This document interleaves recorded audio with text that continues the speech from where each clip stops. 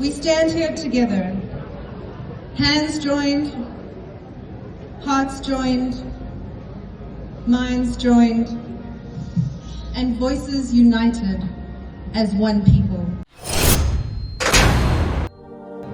We pray that the hearts and minds of our leaders may be opened, that they may be granted the capacity to listen, the courage to respond, and the will to act with fairness, accountability, and responsibility. We pray for the mothers and fathers doing all they can to support their children, whose futures depend on the choices made here today.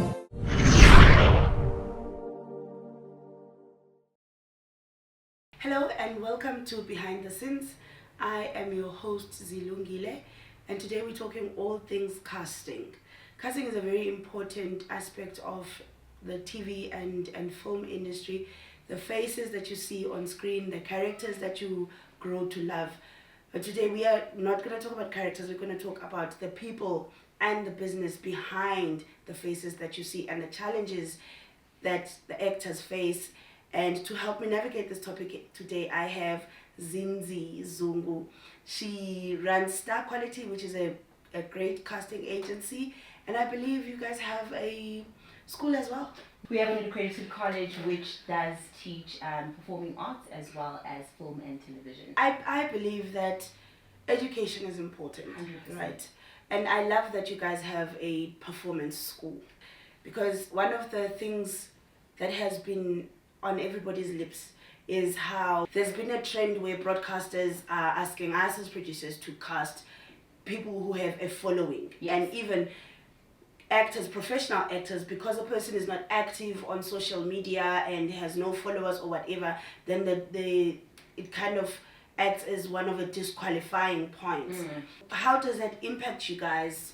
What is everybody's feeling around that? So it's a two-part thing. This is how I look at it, right? We understand that this is a business that we're in at the end of the day. So as a business person, you want the numbers. And the assumption is always that if somebody has the numbers on social media, that those numbers will also translate on screen.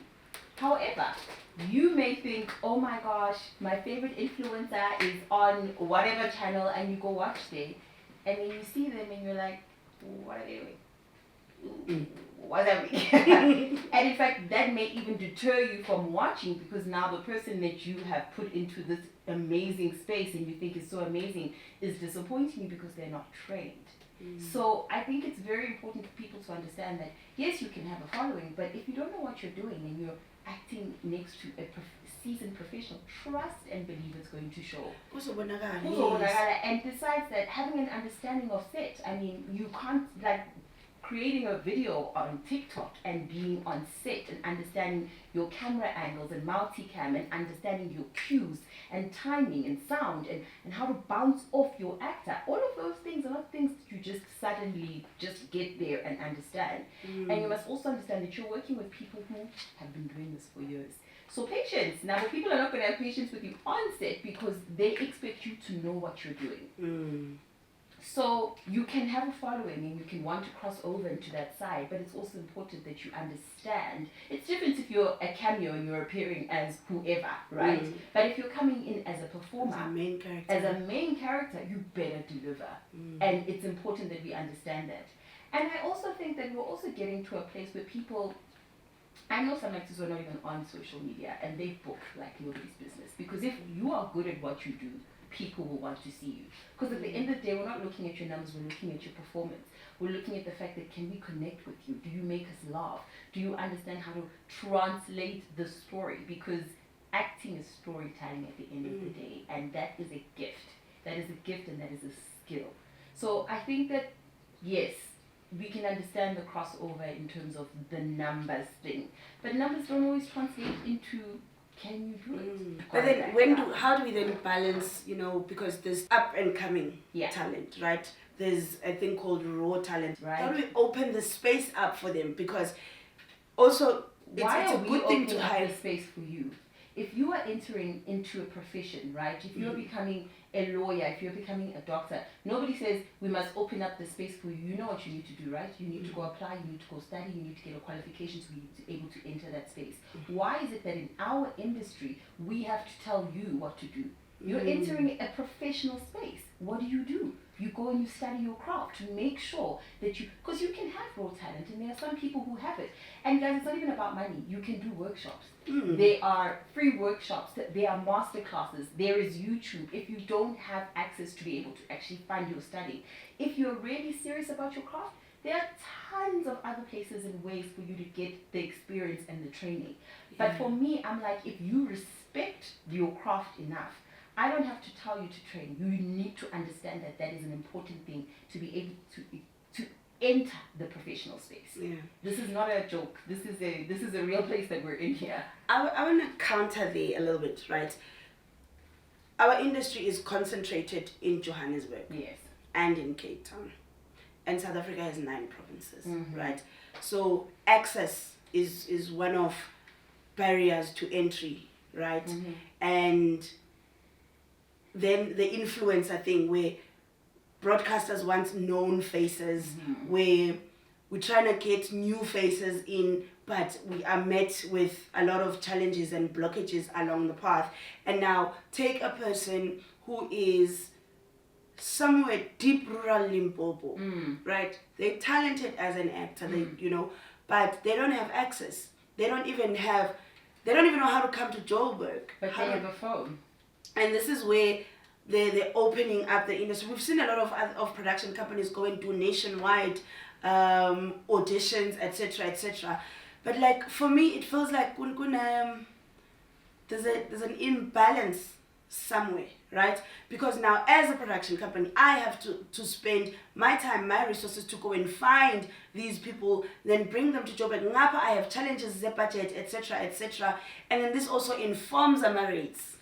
So then again, once again, I said they have a phone. So sometimes people don't necessarily have to travel. I always say, let's say for instance, as an agent, we do an open call for new talent. We do it every year. In fact, most agents do it every year at the beginning of the year. People will say, yeah, but how do we become a part of Star Quality? How do we become a part of this?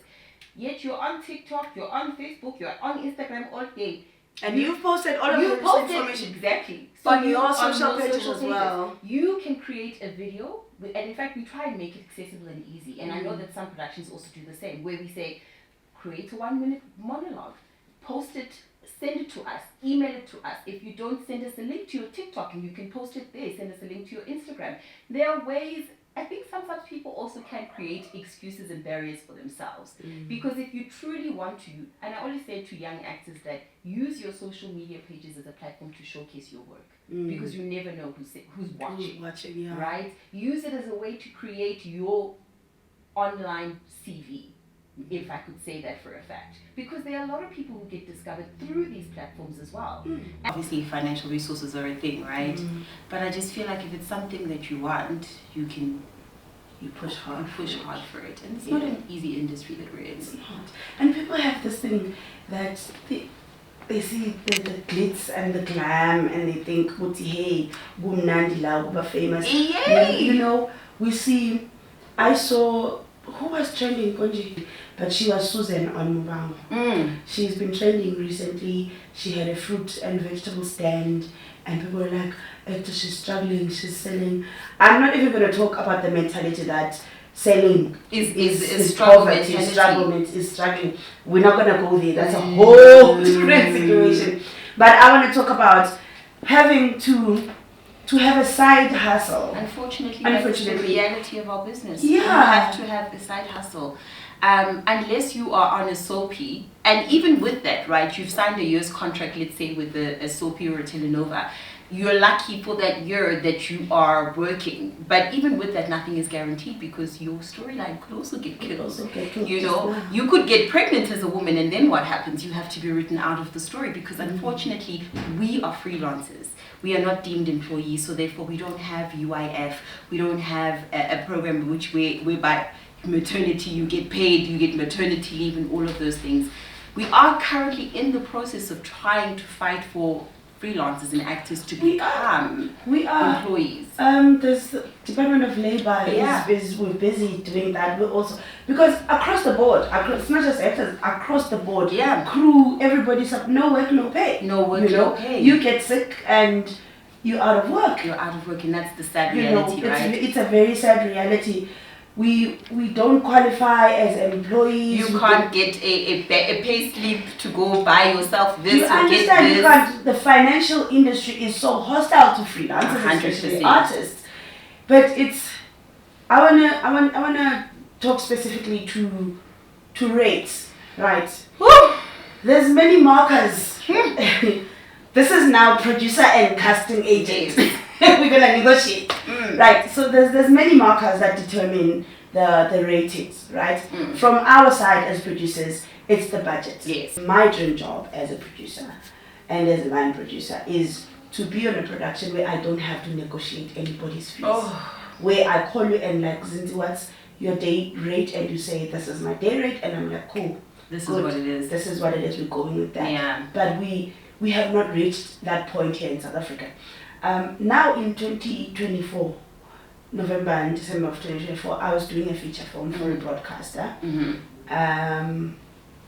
A feature, 90-minute feature. And guess what my budget was? For everything. I'm scared. Everything. I'm so scared. 3.5 Oh million. my. And that's not, it sounds like a lot to the ear that doesn't know, right? Yes. It sounds, when I say I've got 3.5 million to do a 90-minute movie, you think 3.5 million is a lot. It's not. No, it's not. It doesn't scratch the surface because I've got other elements of production that I have to cater to stretch this money ukuthi ifike everywhere. I You understand. understand? I've got pre-production, I've got principal photography, I've got post, and I've got all of the other elements that make the production come together. So yes, there are dishonest producers who will have a proper budget, but because they know that money for their own personal yes, reasons. exactly, because they know it's a thing in our industry in South Africa that, you know, low budget, wara, so they take advantage of that even when they have the budget. Yeah. You know, there are unscrupulous people 100%. who We need do them that, all the time. right? But there are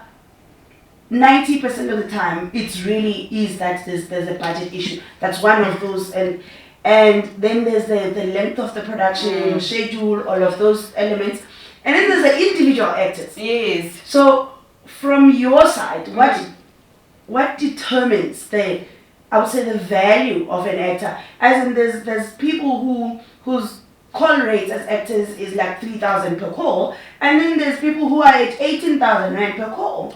So I think we've got in any career, there's an entry level, a mid, and then, you know, you reach the corporate executive level. And I think in acting, it's the same thing. However, this is not something that is legally documented. This is just an understanding. So another thing is, obviously, because we're unregulated, there is no such thing as this is the standard rate for entry level, for mid, and for you know, your top actors. However, you've got to give people, if you have been in this industry and you are a silo, we've been watching this man for years and he's a seasoned profession, and you offer him 5,000 per call, like, come on, you must also, there's a certain level of respect you have to give actors who have also earned their stripes, right? And I think that it's very important that we keep a certain level for certain, because, you know, also, this is my profession, this is my craft, this is what I do, this is my bread and butter. So you've got to give that person that respect. I think obviously there's an entry level, and I'm not going to say rates because I feel like, especially in our industry, rates change all the time, right? What might have been an entry level rate 5 years ago is now something else now. At some point, you know, we were doing well, the money was coming in, and then things changed, you know. It depends on what channel you are. It depends on, like you said, what kind of a production. Is it long form? Is it short form? Is it a streaming service? Streaming services pay a little bit better than local broadcasters. But also you can't compare that, and that's another issue we have. An actor will be on a Netflix show earning a very healthy salary, and then the next job is on another channel, and that is like 40,000 30,000 rands less, and the actor's going, but this is how much I was earning here. And we're like, I understand, but unfortunately, the budgets are not the same. And because the work from the streaming platforms don't come in often, you can't really base your rate based on that. I think it's important to understand your experience, right? Have you trained? Or if you haven't trained, do you have the longevity and the experience to back up your work? And I think age for me as well is a thing as well, right? And to offer umuntu omdala rates, it's like, come on now, you know, we have different expenses at 20 and different expenses at 40, 50 years. So I think those things also do come into play as well. And also, who's your agent and how they're negotiating for you? There's also that as well. Speaking of comparisons, right? I do a lot of research, right? Because I'm a bit of a know-it-all. I like to know things for the sake of knowing. We love a good know-it-all. I love knowing things for the sake of knowing it. And I've researched budgets in terms of other territories. You'll find the same streaming platform that is operating in South Africa, in Nigeria, in the US, and in the UK. Same company, right? The difference in budgets.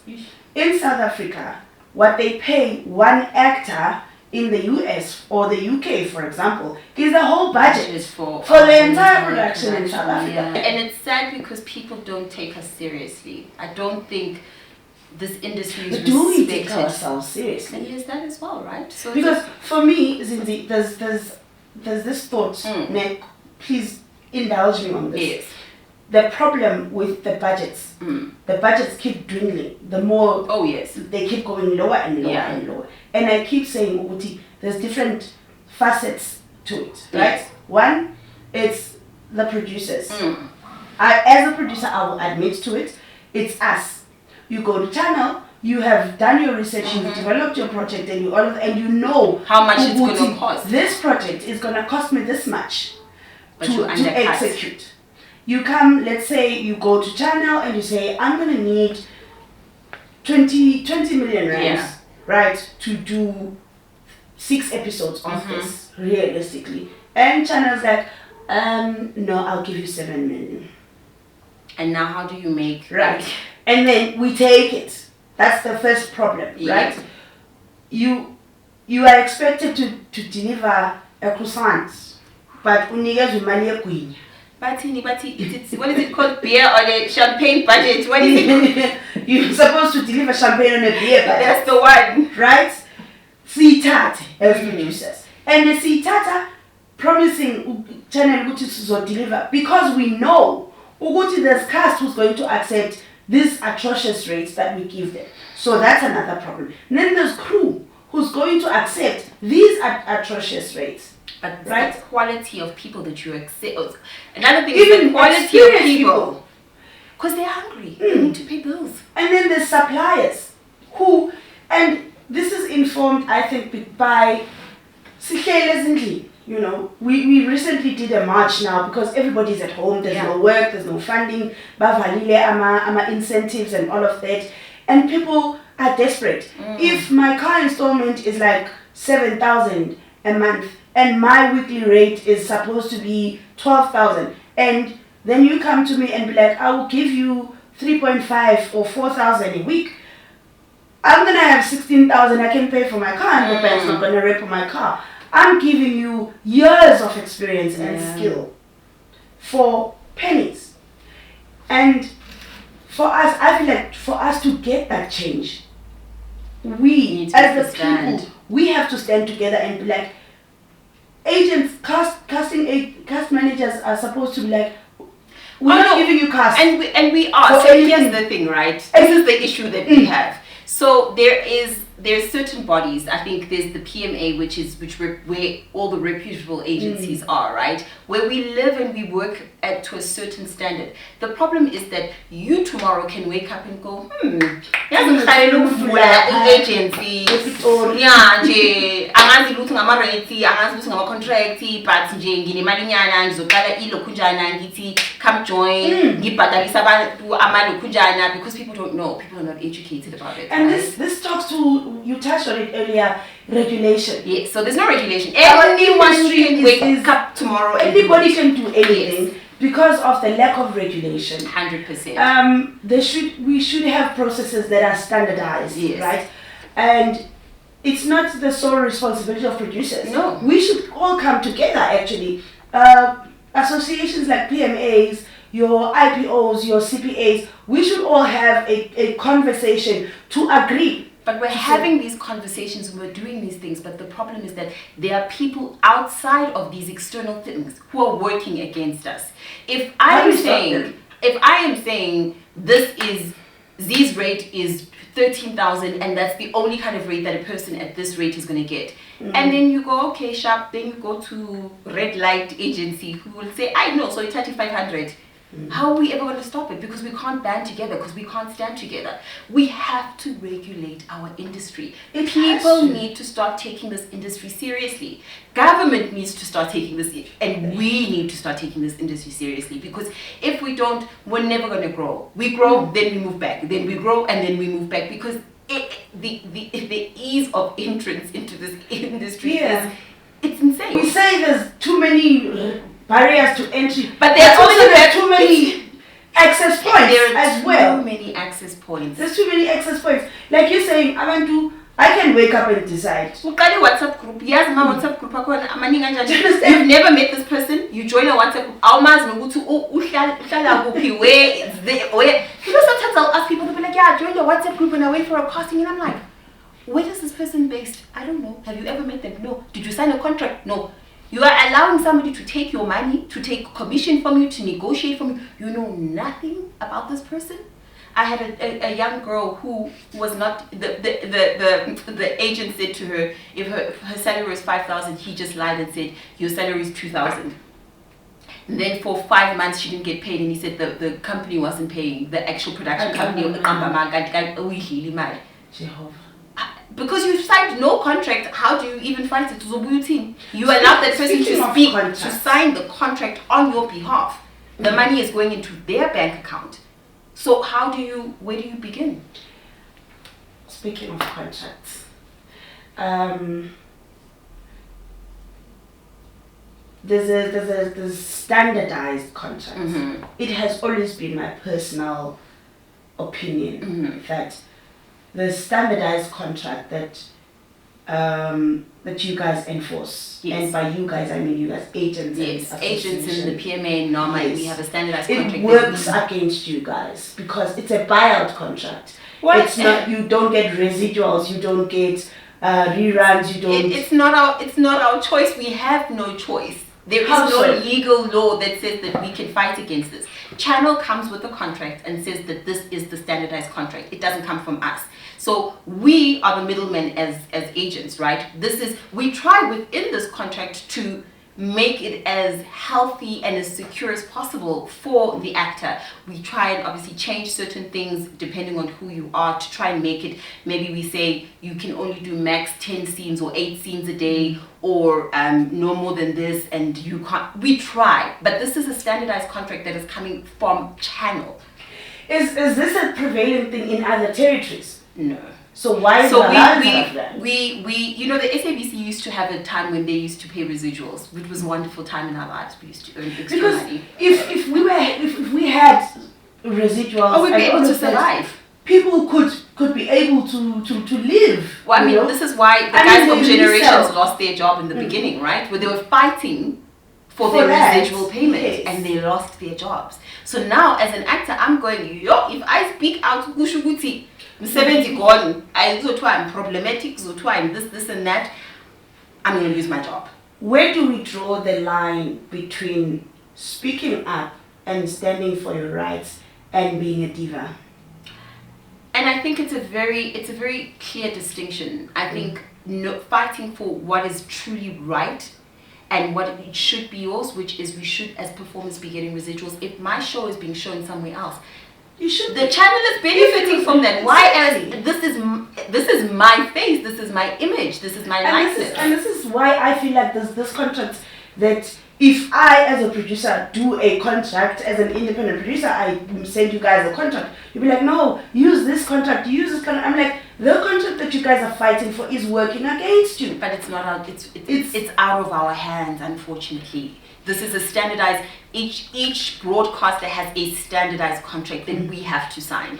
The lack of residuals, it contributes to financial instability. Where you find an for actor actors. having to be on three sets just to make a living. And then also, the same people who are, the producers who don't pay you, then have an issue with you being on 3 sets. Then the same producers who don't pay you have an issue with you being on SABC and ETV and Mzansi. And I'm like, guys, but that's not an us problem. no, that's a channel problem. channel But problem. I'm like, as channel, do you understand that these people need to make a living? Exactly. You cannot tell somebody that they cannot be on these 3 different networks when They they're trying to tell make us a living. You can't be on competing broadcasters. But like, this person is going to be on one show that, because of how the situation is, the budgets and the scheduling and all of that, we shoot short spans of time. You'll be seeing a person on TV for a year and you're thinking, oh yes, this program was shot in 3 months and it's playing for a whole year. And they've been Long sitting at time ago, home. Financial responsibility is something It that plays we a also role, need to yes. teach our performers as well, because unfortunately, because of the instability of our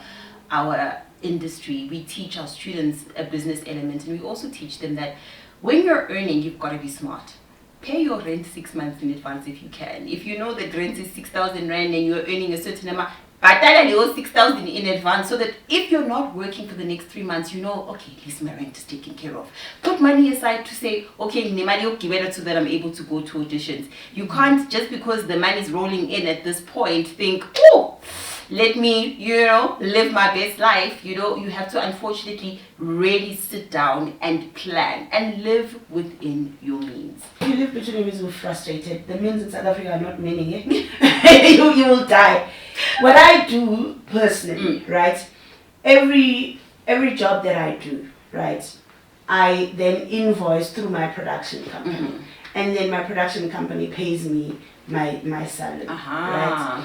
If the my production company does not have 6 months worth of my personal salary, then I'm broke. But then, even with that level of meticulous planning and carefulness, it doesn't always pay off. Yeah. There is an element of wanting to live large and wara, which prevails. Yes, we agree.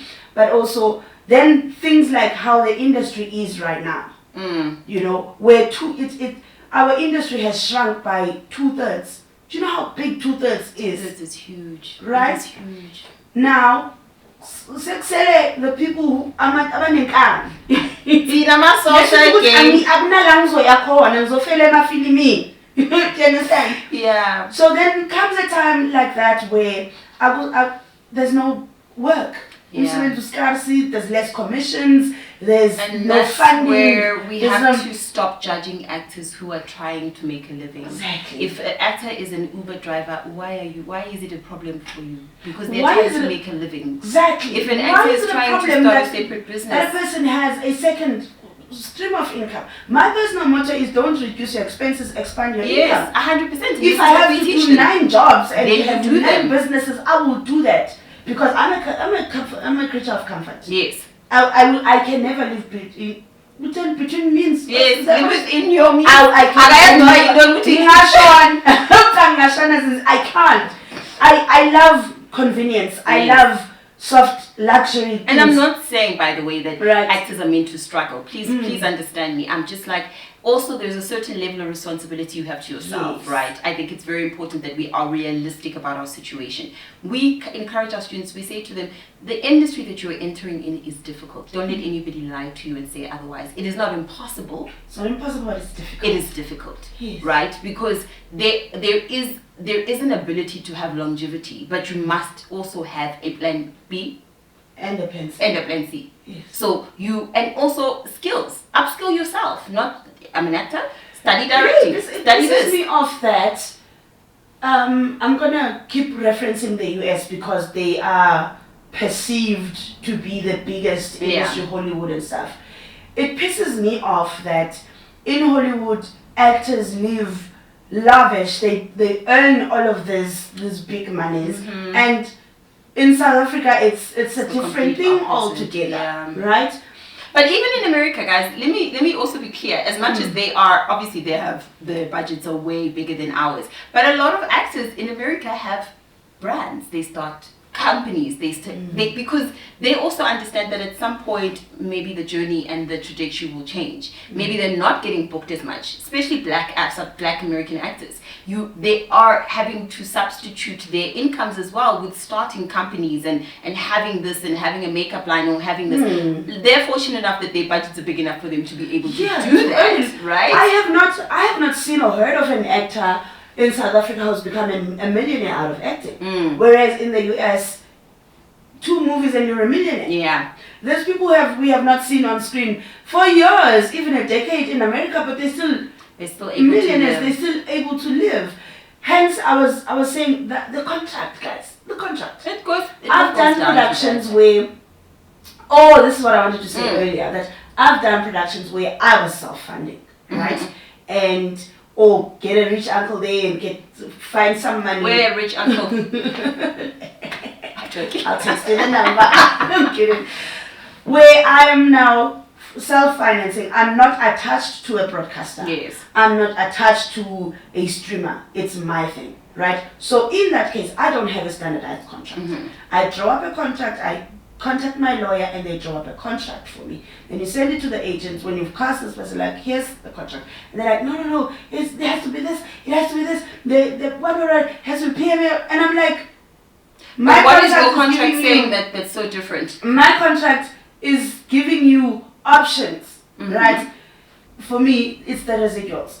And there was one way I was actually offering business to say, this is the rate that we're going to give you, right? You want, let's say, 5,000 per call. I don't have 5,000 per call. I'm going to give you 3.5 per call, and then I'm going to give you 2% share of the profit of But the you film. haven't sold this film to anyone yet, and there's no guarantee that you are going to be able to sell it. And this is the problem, right? I get it. What you're saying makes sense in business. You take in business, right? But now I'm a person who needs to pay rent in 30 days, and you're telling me that I must wait a year or 2 years or 3 years for you to be able to sell this to someone. I don't know when that's going to happen. And as much as I have faith in you, and let me tell you as well, a lot of self-funded productions we've had issues with, where we've had those deals and we've taken them. They never come back. They never come. And then that comes back to the dishonest people. Right, but now if this has happened to me once or twice or 3 times, how am I going to trust you? Yeah. There's a certain level of trust, and my biggest issue is funders who are giving people money who have no idea what they're doing.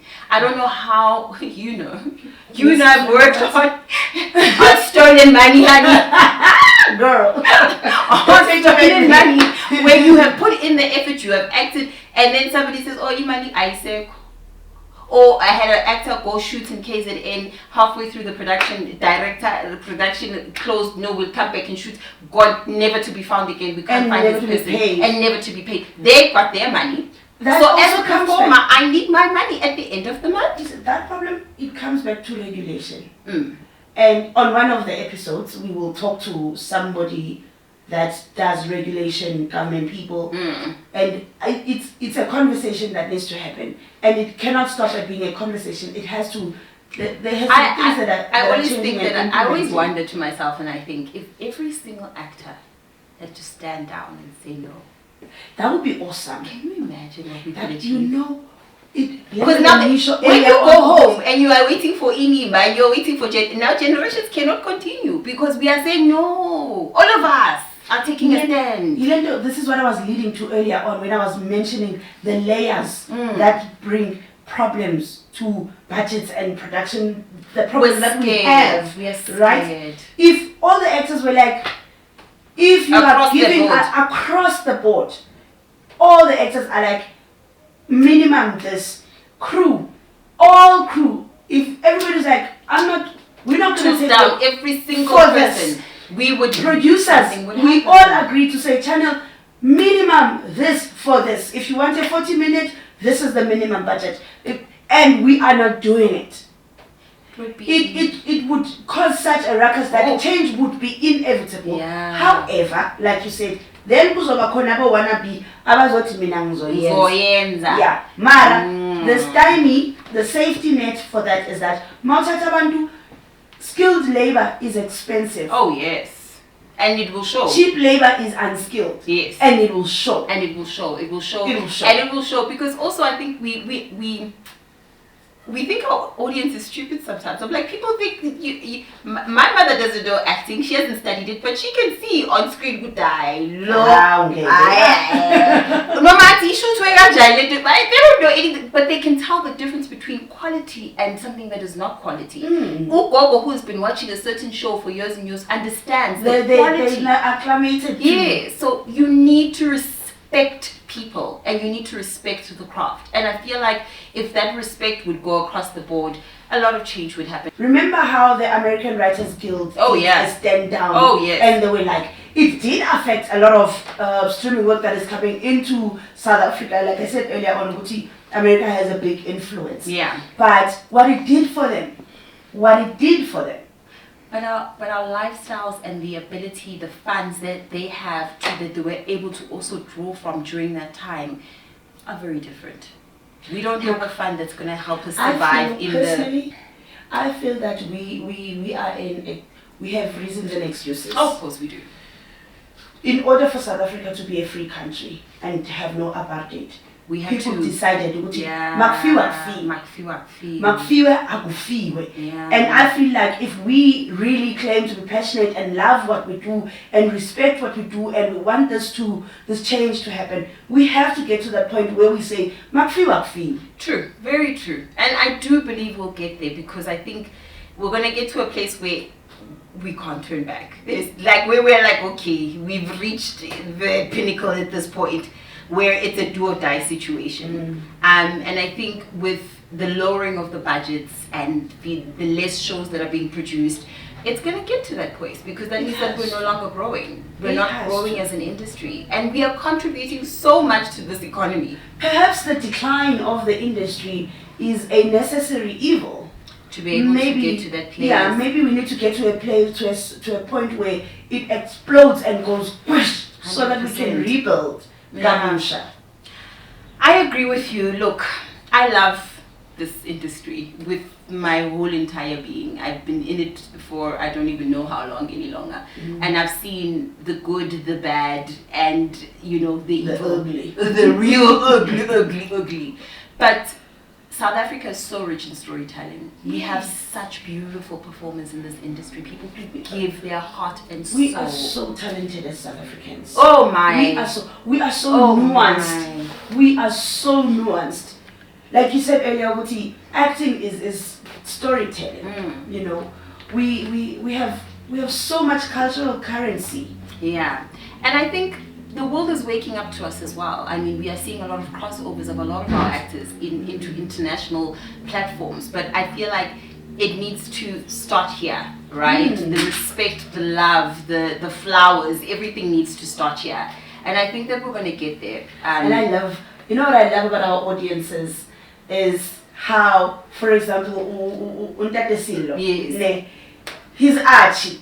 For the rest of his life. He can never. Sometimes I forget his name and I'm like, ah, man, who Archie Morocco, man, like that's what I'm talking about, We're loyal and we love our people and we love our actors and we give so much and they give so much to us, When you are having a bad day and you get home, what's the first thing you do? You want to unwind, you go and watch TV. Watch TV. Exactly. It's an escape. It's a mode. It's something that transports you to a world that you're not living in. You just touched on South African actors penetrating the international space, right? Yes. And earlier on we talked about what makes an actor valuable or invaluable. We find it as a phenomenon where international actors are cast to play local. That Invictus we had Bandlo Babaloyi Mthandayo, Morgan Freeman playing Mandela, and then another story Saga Mandela food we had Idris Elba playing Mandela. Because you think the big star's going to carry the name? Do we not have? Of course we do. And 100% we do. Do you understand? It's once again going people not trusting that our stars and our actors are going to translate the numbers to where they need to be. And this is why we need to tell our own stories. 100. It's like me going to play Harriet Tubman. Yeah. Like, doesn't make it make sense. when we teach animation, we talk about believability, right? Where you can watch a movie, it's a love story between pencils, and you can believe that these pencils are talking, they're hugging, they have feelings for each other. I could not believe Idris as Mandela. Believability is a thing, but also believability when an actor embodies a character so much, then we start typecasting. Yeah. Look, there is a typecasting issue in our country in general, and I think a lot of actors find that if I'm really good at this, then that's the kind of roles that I book. They kind of sink themselves into it. You know, there were so many actors who could have played that part now that I'm thinking about it in my head, but I also understand that they were trying to sell it to an international market, and the fear was that they were going to go, who's Tony Horoho? You know, who is this person? But when they introduce their actors, new actors, we don't know who they are. Once you get your foot in, I'm hoping that it will allow people to see your range, and then from there you can prove to them that I can do anything. I mean, I think Bonko's on an Amazon Prime series that I just saw now, and I was like, look at that man go! He's kicking ass. You know, he's showing the world what we have. I loved how Warren Masemula expressed his diversity as an actor. You make that man a thug, you will be scared of him. An actor must learn how to play. To play is such an important thing, and I think to have longevity in the industry, it's important to learn how to be an actor who knows how to transform and how then to on play. that, what was that series Konje where he was a gay, flamboyant gay? It was on SABC. Yes, and he was so believable. And don't be afraid, because he's also not afraid. There are a lot of actors who are afraid. I don't want to play gay because people are going to think I'm gay. You're an actor. This thing should be able to mold into anything. You can't be scared of gaining weight, losing weight, cutting hair, holding hair. You can't. If you're still playing at that level, then you're not ready to escalate. But then where do we draw the line between now personal beliefs and religion and spiritual things and that's the tricky thing, right? Because unfortunately, as an actor, you're a chameleon. You should be able to transform yourself into anything, you know? And the actors that win the Oscars are the ones who are not afraid to get fat or to go there. If those are your restrictions, then you'll play in a different space, you know? And not to disrespect people's religions and things like that, but it obviously limits you as a performer. We want to break South African actors into the international market, and they get cast in international productions, right? Tuso did the Underground Railroad, and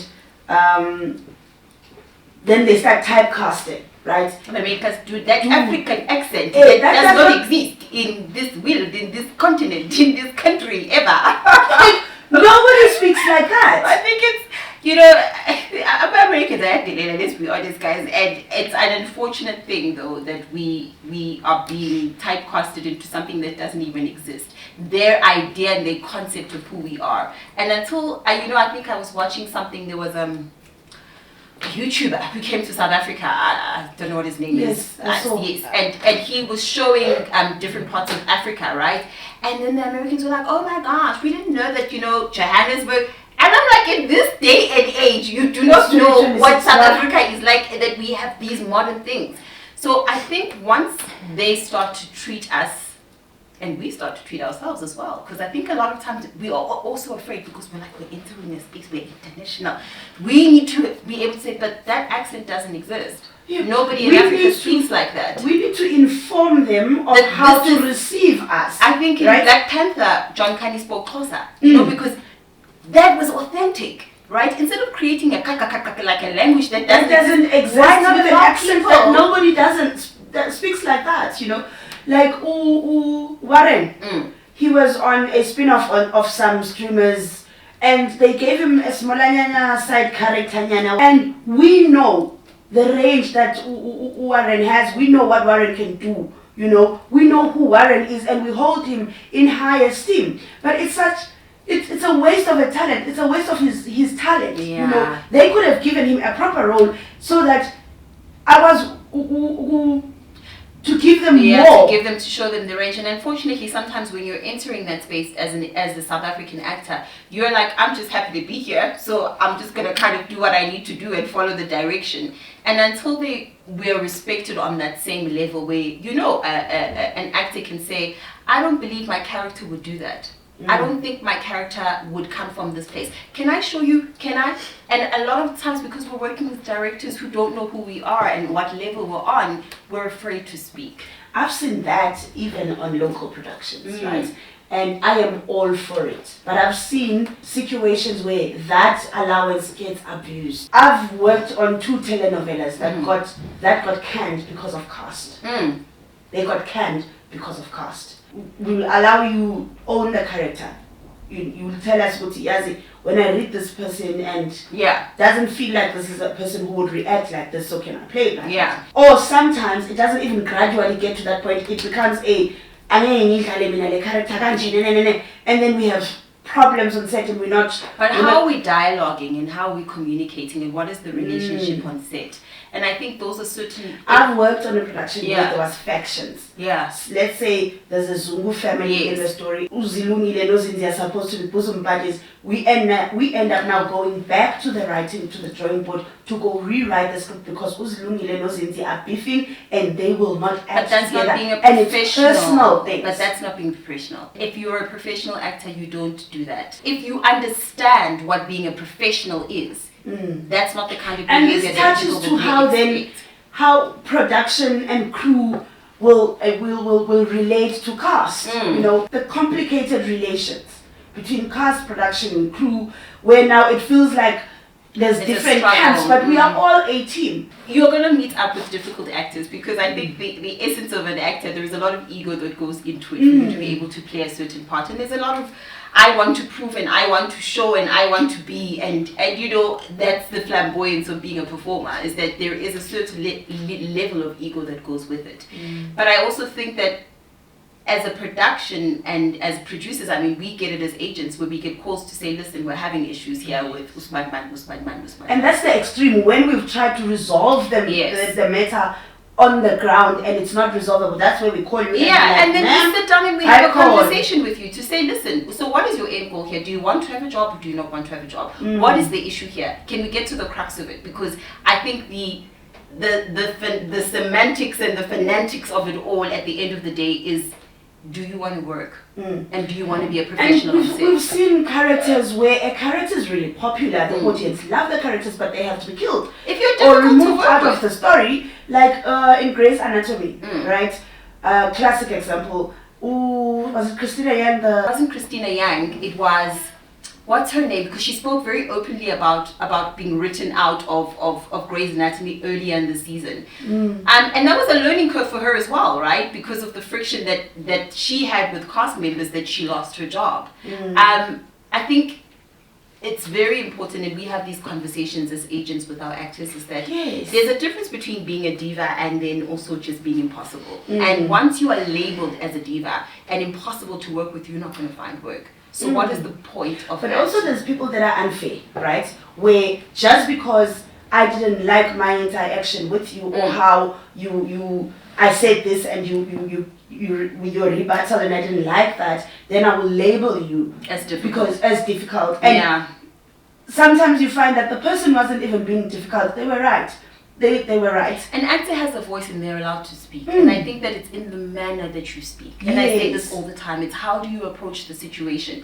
You're not going to love every single person you work with. That's in corporate, that's in reality, that's in life in general. Exactly. I don't need to like you. I just need to be able to work with you. Exactly. That's all. And do your work and go home. Leave the office politics to the people in the office.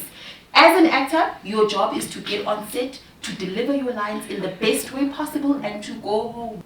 In my years as an AD, you find actors that come to set, umuntu, they did not learn their lines. They come in late. They keep saying, I'm 5 minutes away, 5 minutes away. And in between takes, they fluffing and they want a break. They're like, oh no, I need to go to the bathroom. you know, and it's in the middle of a very emotional or very intense or very technically heavy scene. Yeah. Right? And all of these things contribute to the length of the day. And then come rap time, and they're like, I'm not doing overtime. But ma'am, we've lost 3 hours because of you. Look, there'll always be difficult actors. There'll always be actors who don't necessarily... some of them do it because they feel they've earned their stripes and they're allowed to behave in that manner. Some of them do it because they don't know any better and they're not professionals and they haven't been educated on how to behave on set and how to treat yourself as a professional. I always say, if you are working on a set every single day, you have no business going from set to a club to a thing. You are going home to prepare for the next day. Those things are going to happen, and those things happen in every profession. But in the same token, there are some amazing, not some, there are more professional, I would say, than non-professional actors. And these young people who are coming into the industry look up to them and they see, they're like, oh wow, Babji, he's respectful, he greets everyone. You know, some people think, oh, I just need to greet the director. You greet everybody, from the grip to the sound to the everybody makes a contribution onto set. And you know, you get the younger actors as well. You know, the cast. There's so many. One of them, one of my faves, Lunati number. She plays Uzolega Inima. Yes. Oh, sweetheart, beautiful. that one. She's on time. Yes. She learned her lines. She's professional. She's kind. And her and so many more actors are like that, guys, where they respect, because that boils down to respecting your craft. Crew comes in at 5. Your call time is at 10. We've been working since 5 a.m. Yeah. Your call time is at 10, and now we must wait for you. You know, there has to be some form of a balance. There has to be a There balance. has to be a balance. And let me tell you, there are a lot of performers. I personally, as an agent, I only work with people who are professionals. If I hear after 3 complaints, we are complaining with you off my books, because that means you're not taking yourself seriously. And she's also tarnishing your name. You're tarnishing our names as well. So for us, our business is called Star Quality. Therefore, you need to treat yourself and the business just like that. And let me tell you, there's a connection that you can have with a performer, an actor, like no other person, because you are bringing such joys. And also, like I always say, I love seeing people that I know on screen. When I say people that I know, I mean that uncle or his dawa or parents that you can identify with. And it brings you such nostalgia and such joy to be able to identify and see these things. This is what I was saying earlier, Uti. We are so nuanced as a people in South Africa. We have such a richness of culture. Northwest, are 2 different people, but all of them are Tswana. The stories we're able to share, like watching Shaga and letting my nieces and my nephews who had no idea about these stories are now going, oh wow. You know, we're sharing our history and our culture, and that's what our industry is. It's sharing stories, stories that people can identify with. And these people who are carriers and translators of that story bring such magic to our lives. You know, it is such a fulfilling job to be able to do what you love as well. It is. Right? It is. And these people love what they do. And I believe in my heart of hearts that yes, we have our struggles. Yes, there's that, there's all of that. But my goodness, what a beautiful industry. I was about to say that in as much as we have our problems and, you know, as a nation with regulation and also interpersonal problems on set and colleagues, etc. But we have beautiful actors and performers in South Africa. We have world-class stars, and we should start occupying space. Taking that space. And take up that space and treat ourselves as such and behave as such. Because that's what we are. We are world-class performers, and let no one tell you differently. And I think it's important to realize that conversations are happening, movement is happening. It's not like there's nothing happening, you know. We are going. Parliament, we are challenging, you know. There are things that are happening in the background. Movement is happening. And change cannot happen, obviously, without policy, without us standing together. But we are realizing that that is important.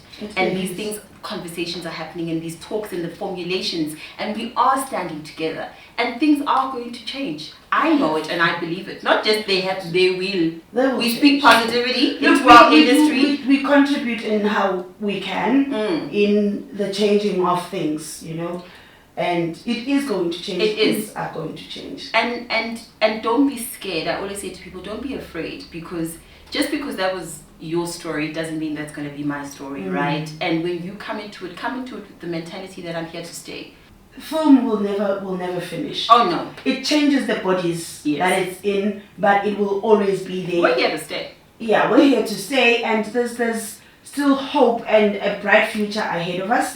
And bringing in a new breed of trained professionals, Abafika, already with a clue of how things are done. Because that was the difference before, is that a lot of people didn't have the knowledge of how to operate in this business. And now people are understanding that I am the business, and therefore I need to treat myself as a professional, as a business, and have an understanding of my contracts, of how I sell myself, how I act on set, all of these things that we're talking about. The education is there, and people are taking themselves seriously. We can only go up from here. Oh, you know, yes. we can only improve. We can become the best in we the world. Our country is beautiful. There's so much that we have to offer. And our people are beautiful. Oh yes, honey. Speaking of beautiful people, thank you for coming through and for all your insights. And let's hope and work towards a better industry where actors are not one job and then starving and then homeless and then another job and in debt and all of that. Let's be kind to ourselves. Yes. Let's be kind to ourselves. Let's be professional. Let's love what we do. Yes. And everything will fall into place. Thank you for coming through. Thank you for having me. Thank you.